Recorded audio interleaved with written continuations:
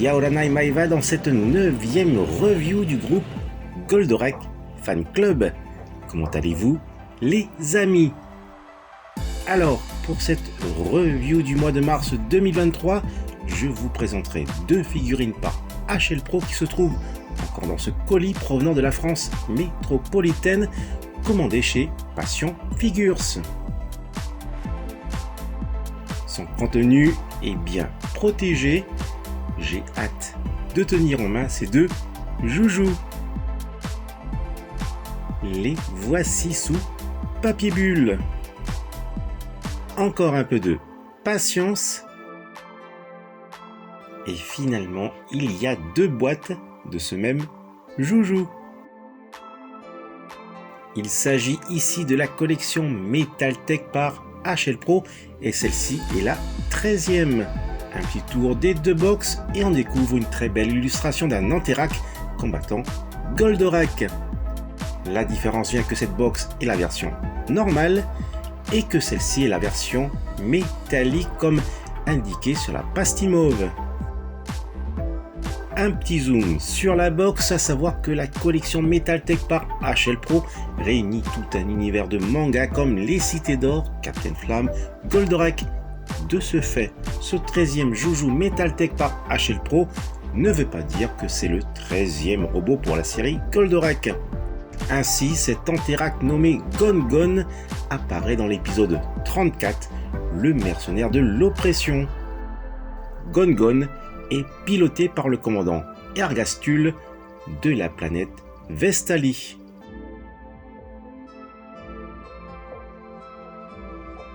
C'est le grand moment de découvrir le blister contenant Gon.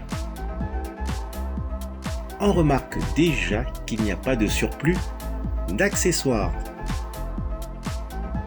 La notice de prévention pour la fragilité des lames solidaires de l'avant-bras. Il est conseillé de pivoter l'avant-bras par le coude pour limiter toute casse. C'est une très belle figurine, de plus fidèle à l'animé. Un mélange de métal et de plastique.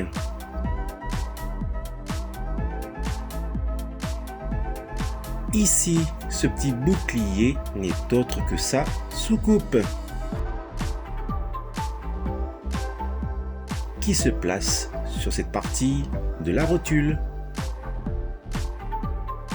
Un 3e accessoire est disponible, sa main gauche en position ouverte. Voici la version métallique. On retrouve cette version dans la collection Star Wars, les fameuses figurines Carbonized. Ce type de figurine est un petit plus pour les collectionneurs avertis. Par exemple, même avec la coque de sa soucoupe, on voit nettement la différence de couleur avec la version normale. À placer également sur la rotule de ses hanches.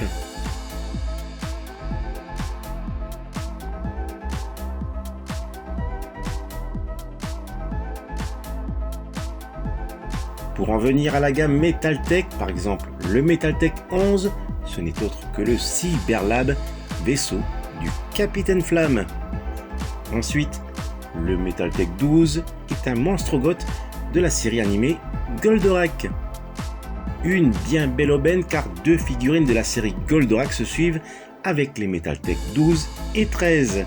Voici donc Kingori, année 2019.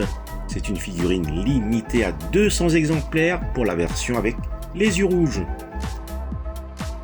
Le monstrogoth Kingori avait donné pas mal de fil à retordre à Goldorak durant leur combat. Gon fut aussi un redoutable adversaire.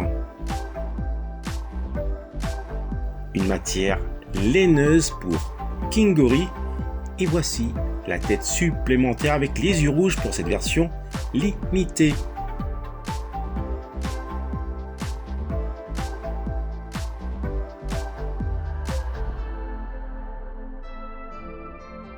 Quel sera prochainement le personnage ou véhicule et de quelle série animée pour cette gamme Metaltech? je l'ignore. Un exemple, le MetalTech 7 était le grand Kandor, et devinez qui était le MetalTech 1? Eh oui, Goldorak. Ici, c'est le pack avec sa soucoupe année 2011, le MetalTech Deluxe 1. La première version année 2009 présentait la figurine seule.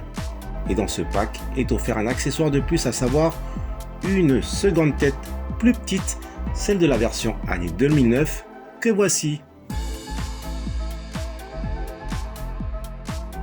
Une nouvelle réédition 2012 pour ce MetalTech 1 et cette fois en carte blister. Mais revenons à nos deux Gon-Gon. Car il est plus que temps de placer ses accessoires, notamment en commençant par les deux coques de sa soucoupe.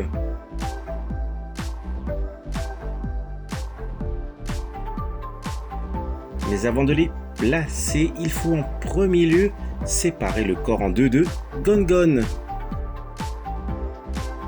Et ce jouet mesure environ 17 cm. Pour pouvoir retirer ce petit film plastique transparent, il faudra séparer en deux son corps. N'ayez pas peur de forcer.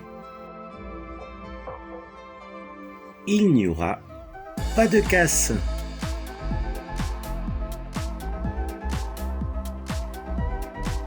De cette manière, le film se retirera sans aucun problème.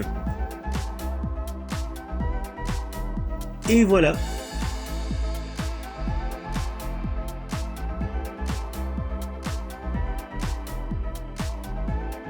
Ainsi, il vous sera plus facile de placer les deux coques de sa soucoupe. Pour cela, il faut effectuer une pression au niveau de la rotule avec le bout de son ongle.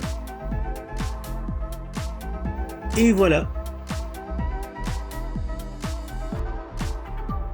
À présent, le petit test des articulations.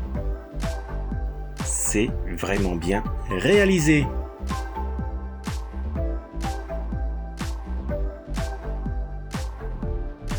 Tout est à cran, c'est plus que parfait.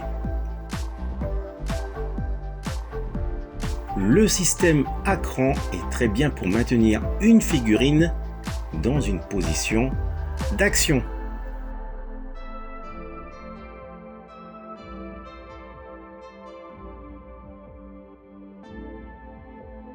Allez, je termine de placer sa seconde coque.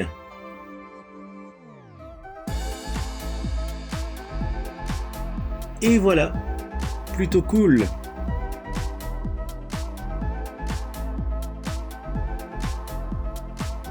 Pour placer sa main ouverte, il vous suffira de retirer le point déjà en place sur le bras.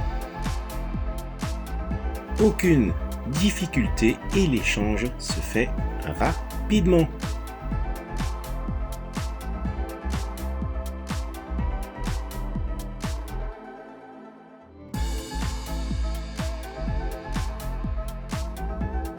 Excellent.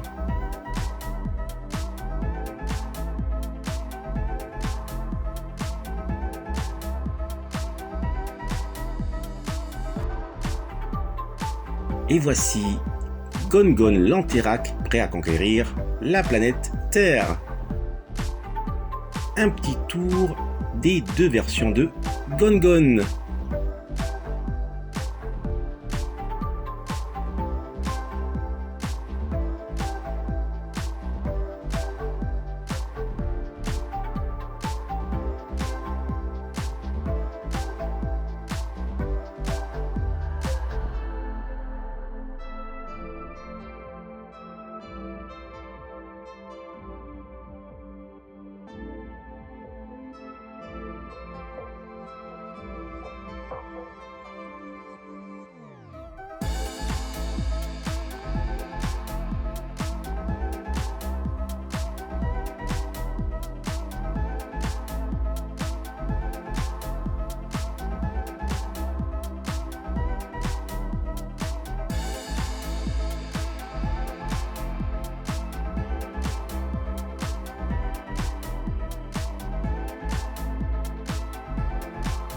Vous avez le choix entre la version normale de Gongon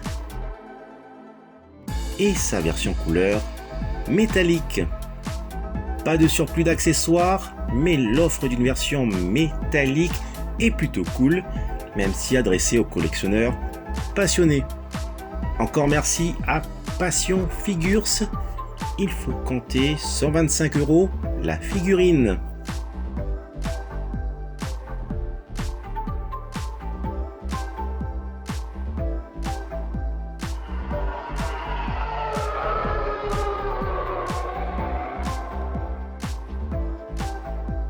Voilà les amis, se termine cette 9e review par Goldorak Fan Club et n'hésitez pas à nous rejoindre sur Facebook.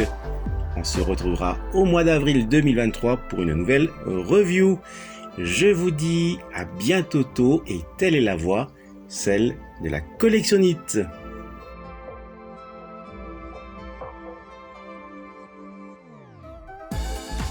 Goldorak dans le retour.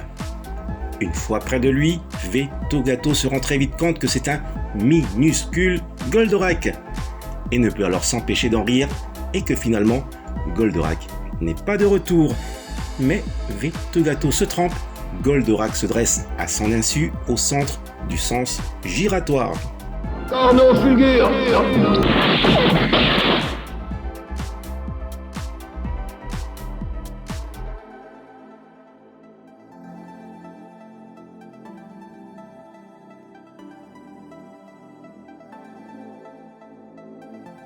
Goldorak est bien de retour et il se trouve dans la ville de Thiers.